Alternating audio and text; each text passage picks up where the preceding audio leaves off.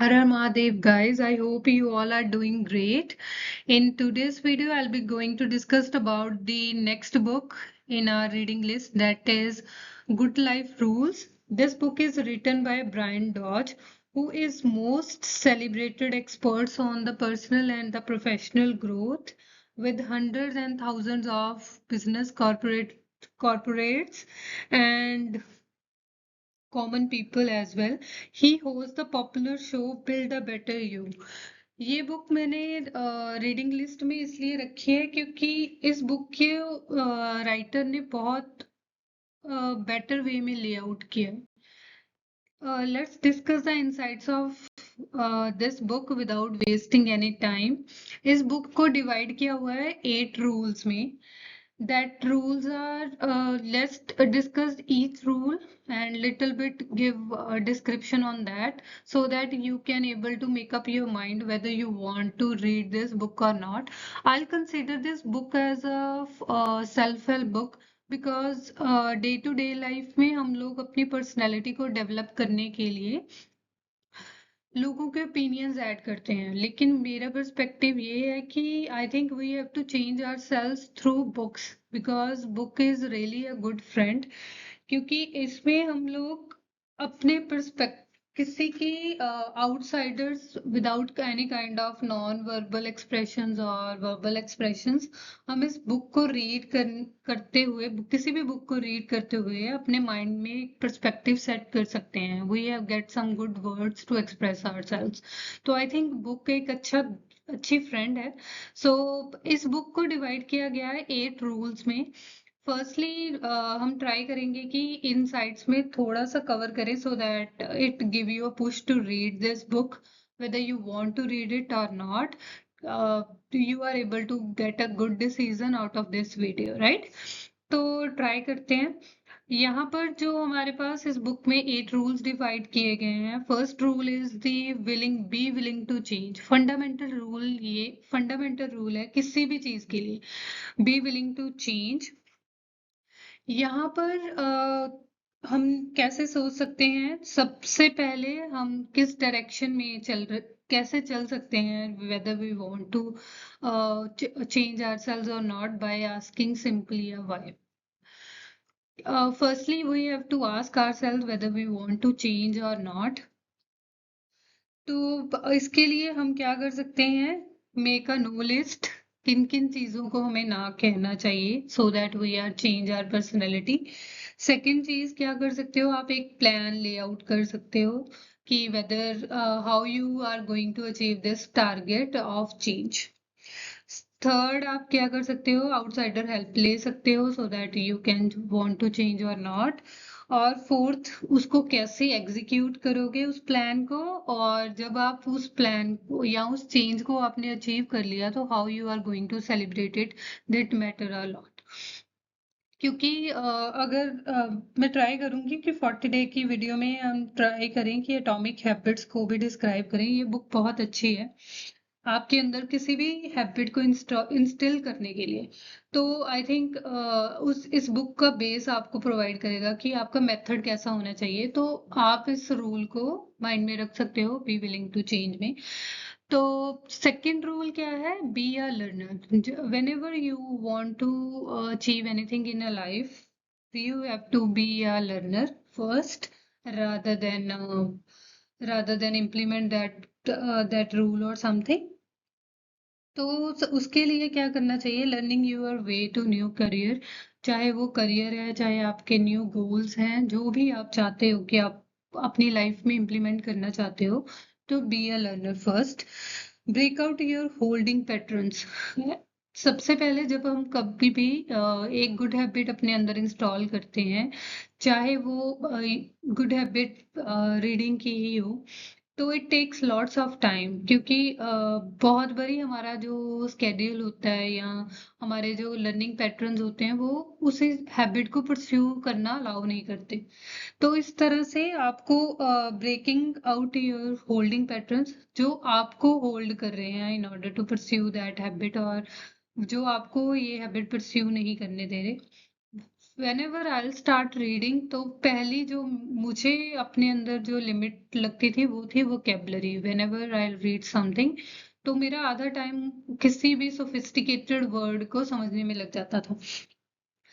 मैंने सबसे typical book जो अब तक की रीड करी है दैट इज 5 AM क्लब. वो बुक बहुत नॉलेजेबल है, but as I told you that उसका होल्डिंग पैटर्न क्या था कि मुझे उसकी वोकेबलरी, जैसे मैंने 2 लाइंस पढ़ी 3 लाइंस पढ़ी, उसकी वोकेबलरी बहुत ही टिपिकल यूज करी हुई थी ऑथर ने. तो उस वजह से मुझे बार बार उस बुक को एक गोल में या एक सेट में रीड करना बहुत मुश्किल हो रहा था. तो इस तरह से आपको अपने होल्डिंग पैटर्न्स आइडेंटिफाई करने चाहिए whenever you start learning something, whenever you try to implement some change in yourself. उसके बाद थर्ड रूल उस ऑथर ने डिफाइन किया है, get to why in life और अ ईट प्लान. तो ये वाई क्या है? whenever you do anything in your life, why you are doing it, ये पहला क्वेश्चन आपके माइंड में होना चाहिए. ये क्वेश्चन ही आपको सेंस देगा या मोटिवेशन देगा why you want to pursue that particular thing. जैसे मैंने रीडिंग का मैंने आपको बताया कि मेरी ये बचपन की हैबिट थी, why I am going to read. तो उस चीज को जब मैंने अभी वीडियोस में स्टार्ट किया तो एक पर्पस ऐड हो गया कि मैं रीड कर रही हूँ so that I will be able to convey some good message to the community so that they can get out of while reading that book. तो इस तरह से आपकी लाइफ में भी why ऐड होना चाहिए so that during that why you are trap yourself in these 4 traps that is complacency, fear, arrogance और distraction. तो ये ट्रैप्स हैं जो आपको कुछ भी नया सीखने से रोक लेते हैं, इनहिबिट कर देते हैं. तो ये ट्रैप्स आपको समझने हैं. और ईट प्लान क्या है? That is eager to know something new. Argue in the sense of not yelling on something, on someone whenever. Argue is the engagement in healthy debate, like is to know something but in a good way, right? Or thank you to whenever you do something, what at what side you are looking is of that situation or that problem. आप किस side की तरफ देख रहे हो, ये बहुत matter करता है whenever you learn something. Rule 4 is diminishing intent, follow your heart.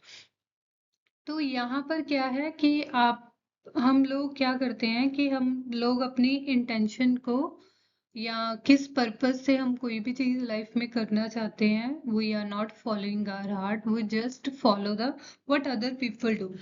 हम लोग अपना सोशल सर्कल भी वैसा चुन लेते हैं कई बारी से जो दूसरों को थोड़ा सा ऑकवर्ड ना साइन करे, पॉजिटिव साइन करे, या हम लोग ज्यादा कम्युनिटी के अंदर सरवाइव कर पाए. तो कई बारी से हम लोग वैसा चीजें भी कर लेते हैं जो हम एक्चुअल में हम लोग परस्यू ही नहीं करना चाहते. तो ये रूल आपको उस चीजों को डिफाइन करेगा. Fifth rule is a be faithful to yourself. ये रूल क्या है कि हम लोग जनरली, राइटर की ये बात मुझे बहुत अच्छी लगी, फेथफुलनेस हमेशा हम दूसरे पर्सन के अंदर ढूंढते हैं कि मैं कुछ कर रहा हूँ या मैं कुछ उसकी पर्सन की लाइफ में कर रहा हूँ, तो वो पर्सन मेरे साथ थ्रू आउट द लाइफ क्या रहना चाहिए, फेथफुल रहना चाहिए. But this is the quality at the same time first we have in ourselves. तो इसके लिए जो क्वालिटी हम दूसरों से एक्सपेक्ट कर रहे हैं वो सबसे पहले हमें अपने अंदर भी बिल्डअप करनी चाहिए, राइट? तो इसके लिए keep the faith to get it back. हमें लोगों पर भरोसा करना चाहिए ताकि वो हम पर भरोसा करें. तो इस रूल में उसने इस वे में उसे डिफाइन किया हुआ है. क्रिएट न्यू हैबिट्स, ये सबसे पॉजिटिव चीज है, आई थिंक पॉजिटिव रूल है लाइफ का, कि जब तक आप कुछ नया सीखते रहते हो आपका माइंड बड़ा पॉजिटिवली बिहेव करता है हर चीज को लेके. जैसे बुक रीडिंग मेरे लिए एक बोरिंग हैबिट से ज्यादा कुछ नहीं थी जब तक मैंने इसे डायरेक्शन नहीं दी to speak with the community और share my thoughts on each book through the YouTube videos. तो इस तरह से आपको अपने अंदर न्यू हैबिट्स इंस्टिल करते रहना चाहिए so that you feel positive, don't feel stuck on something, और also to avoid to become a negative as well. तो आई थिंक ये हैबिट्स चाहे छोटी सी हो, कोई भी ऐसा काम जो आपको सेंस ऑफ सेटिस्फेक्शन देता है, we have to try that. Be a leader, it's a rule. When you are leader के अकॉर्डिंग जो हमारी क्वालिटीज, जैसे हमने eat last why we think consider our leader, और वो एक बिजनेस लीडर के पर्सपेक्टिव्स थे। यहाँ पर जो लीडर की क्वालिटीज हैं इस चैप्टर में उसने वो डिफाइन किया है। और लाइफ में कई बार ऐसी सिचुएशन होती है जब हमें कोई रिस्पॉन्सिबिलिटी दी जाती है। Most of the time some person take that responsibility and try to pursue that, and when they succeed they celebrate that. Some person, whenever they give some charge, they deny to pursue that, so later on they feel bad for themselves why they don't pursue that opportunity at that time. तो be a leader में उन्होंने उस rule में उसे define किया हुआ। Rule 8 में find the balance between work and a home, how we create a line between our work and a home life. तो उसका सबसे बेटर सोल्यूशन मुझे इस चैप्टर से रीड आउट करके लगा कि हम लोग कभी भी अपनी जो वर्क लिस्ट है और होम की टू डू लिस्ट है कभी भी राइट डाउन नहीं करते। जैसे हम चाहे वर्क प्लेस पे तो हमें जब हम काम कर रहे होते हैं तो हमें एक टू डू लिस्ट प्रिपेयर करनी पड़ती है, but we have to set a priority list. But home related life में हम लोग कभी भी नोटिंग पैड यूज नहीं करते, so that we can able to set priorities in our home as well. जैसे कि इस बुक में ऑथर ने जब किसी भी रूल को डिफाइन किया है, उन्होंने 48 आवर चैलेंज के थ्रू आपको कुछ रूल्स दिए हैं सो that you can implement each rule in your life. इस बुक की कुछ क्वालिटीज जो मुझे बहुत ज़्यादा अच्छी लगी वो क्या थी कि इस बुक में फर्स्टली जैसे 48 आवर चैलेंज के व्यू में दिया है। सेकेंडली जब ऑथर ने इस बुक को राइट डाउन किया है तो उसने वो जो एग्जाम्पल्स लिए हैं, लाइक रियल लाइफ एग्जाम्पल, चाहे ऑफिस प्लेस में हो, चाहे हर एक रूल को डिफाइन करने के लिए जो उन्होंने एग्जाम्पल्स लिए हैं वो रियल लाइफ से ली। तो ये चीज हम जब बुक को रीड करते हैं तो हम ज्यादा कनेक्ट फील कर पाते हैं कि उस सिचुएशन में ओके हम ऐसा कर सकते थे या इस वे में कर सकते थे। तो ये थी कुछ इनसाइट्स, आई थिंक ये हेल्पफुल होंगी आपके लिए। मुझे ये बुक इसलिए अच्छी लगी, एक तो इसकी जो एग्जाम्पल्स या रीडिंग, और एक 48 आवर एक्शन प्लान। जैसे आप उस पर्टिकुलर हैबिट, कोई भी आप हैबिट इंस्टॉल करते हो अपने अंदर, तो हमें वो डायरेक्शन नहीं समझ आती कि हम उस चीज को कैसे प्रोसेस करें अपनी लाइफ के अंदर। अगर हम बात करें कि हम पहला रूल सपोज करो फेथफुल के लिए ही हम सोच रहे हैं, तो उस रूल में हम लोगों के पास जब 48 आवर चैलेंज दिया है राइटर ने, तो उस 48 आवर्स का एक्शन प्लान में हमें कैसे प्रोसेस करना है सो दैट कि हम फील कर पाए कि हम वेदर हम उस हैबिट को एक्चुअल में अपने अंदर इंस्टिल कर पा रहे हैं या नहीं कर पा रहे। तो वैसे ही कुछ हाइलाइट्स भी हैं। और वैसे ही ऑल इन ऑल ये बुक मुझे इसलिए अच्छी लगी कि जो बुक का लेआउट था कि 8 रूल्स में उसने इस बुक को डिवाइड कर दिया rather than dividing it into the further सब चैप्टर्स, और बुक को ज्यादा एक्सटेंड नहीं किया हुआ, अप टू द पॉइंट रखा हुआ है हर एक चैप्टर को, हर एक नोशन को, सो दैट कि हम इजिली ग्रैब पर कर पाए और इजिली इस बुक की रीडिंग को फिनिश कर पाए। That's all about this book. Maybe शायद ये इनसाइट्स आपको हेल्प कर पाए to make up a mind whether you want to read this book और not. Thanks for listening to HHM Book Cravings. Keep reading, friends, and stay healthy.